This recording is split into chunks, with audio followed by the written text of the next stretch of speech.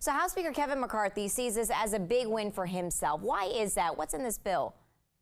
Yeah, that's exactly right. Well, it's for a couple of reasons. A, anytime you pass a piece of legislation in this House, this Congress, of course, Kevin McCarthy only has that slim majority, just a 5-seat majority. It's going to be a big deal.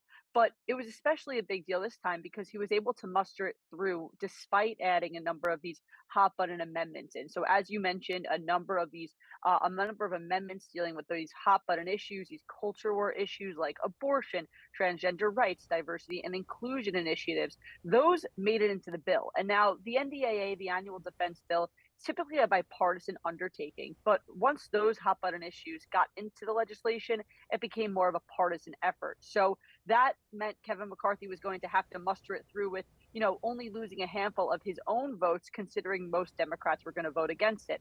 That ultimately ended up happening today in a 219 to 210 vote. McCarthy lost 4 Republicans, but he also gained 4 Democrats. So it was sort of like a wash. But again, a big win for him. This is very unlikely to be the piece of legislation that the Senate ultimately passes and that President Biden signs into law, again, because Democrats have issues with some of those amendments. But nonetheless, this was a first really big step in the NDAA process. All right, so you brought this up. It appears that the future of this package may likely just end at the House.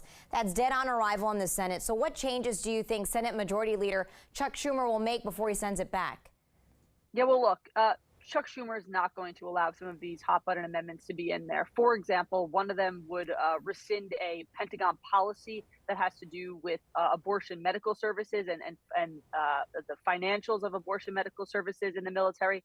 He's very unlikely going to include that. There are also a number of amendments targeting transgender rights, diversity, and inclusion initiatives. Again, very unlikely that he would give his blessing to a piece of legislation like that. So at the end of the day, whatever the Senate sends back over to the House or whatever the Senate brings into a conference committee is going to be a watered down version and a way less conservative version than what the House passed. And then that'll be a whole nother question about what grouping of lawmakers can get that over the finish line.